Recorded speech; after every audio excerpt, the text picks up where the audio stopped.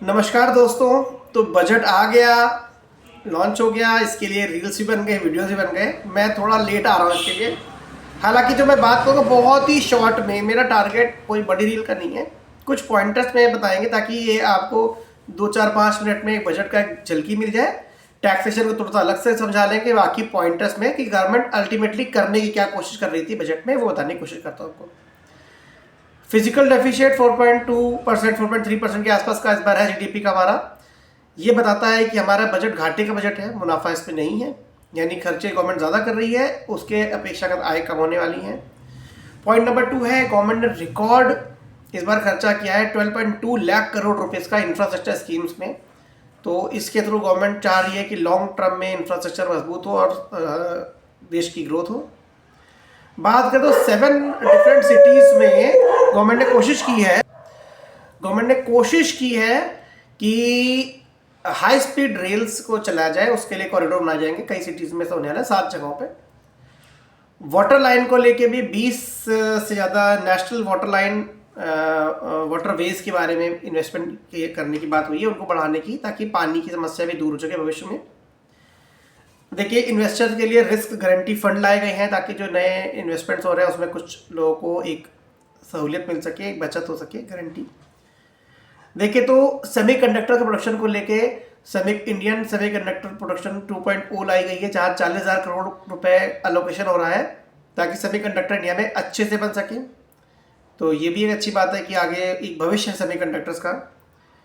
Biopharma शक्ति में 10,000 crore rupees का अलोकेशन हुआ है, जहाँ गवर्नमेंट चाहती है कि हमारे यहाँ दवाई इंडस्ट्री को, बायोफार्मा को एक ग्रोथ मिल सके, ताकि हेल्थ केयर को भी लेके गवर्नमेंट अवेयर है इसमें। अगर हम देखें तो टेक्सटाइल इंडस्ट्री पे भी गवर्नमेंट ने जोर दिया है, बजट में पॉइंटर्स आए हैं इसके लिए। ये बोला गया है कि जो टीयर 2-3 सिटीज है उनमें मेगा पार्क्स बनाए जाएँ, इनको कुछ सहूलियतें दी जाएंगी, आई थिंक टैक्स वगैरह में भी और हर तरीके से, ताकि टेक्सटाइल इंडस्ट्री जो हमारी इस वक्त परेशानी में है थोड़ा उसको अच्छा सा बूस्ट मिल सके। आगे देख लेते हैं। ऐसे भी गारंटी फंड दिए गए हैं ताकि एमएसएमईज को 10,000 करोड़ का, ताकि जो एसएमईज हैं वो अपने कामों के लिए कुछ उनको एक स्टार्टअप मान लो एक तरीके से बढ़े। एमएसएमई ज़रूरी है किसी भी इंडस्ट्री के लिए, किसी भी देश के लिए आगे बढ़ने के लिए, तो यहाँ पर एसएमईज को तवज्जो दी गई है।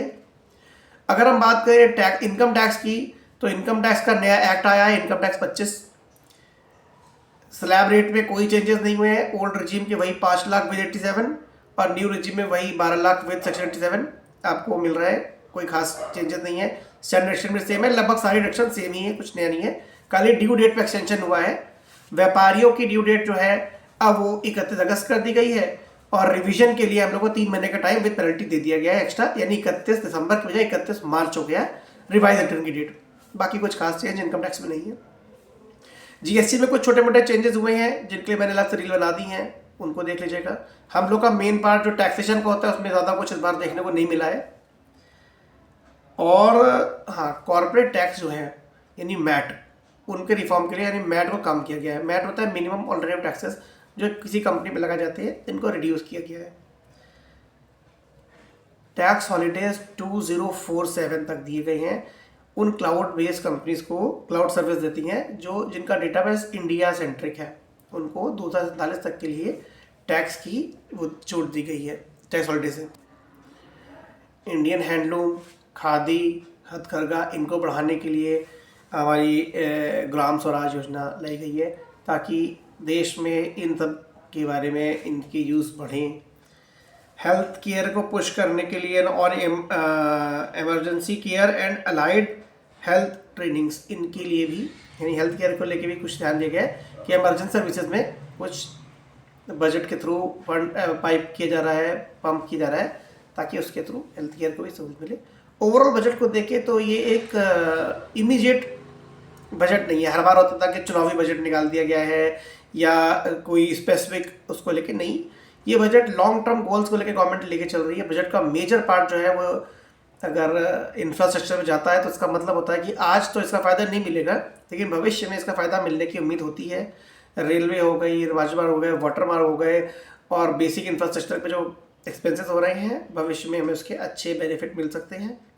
हमारा जो ध्यान है मेनली टैक्स को लेके होता है, तो टैक्स के मैंने आपको बता दिया, कोई खास तो अंतर नहीं आया है, चीज़ों में वैसे ही है, और जो छोटे मोटे अंतर हैं उसके अलग से रील के माध्यम से आपको समझा दूंगा मैं अपने हिसाब से।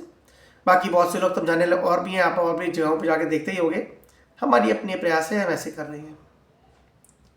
कुछ और आपके सुझाव हों या कोई प्रश्न हो तो आप पूछिए, यहाँ पर कमेंट सेक्शन में आप मैसेज कर सकते हैं मेरे को, वहाँ से हम आपका आंसर दे देंगे, या उससे रिलेवेंट कोई वीडियो अगर बनाना होगा तो बना देंगे। बाकी हमको देखते रहिए। Thank you and bye.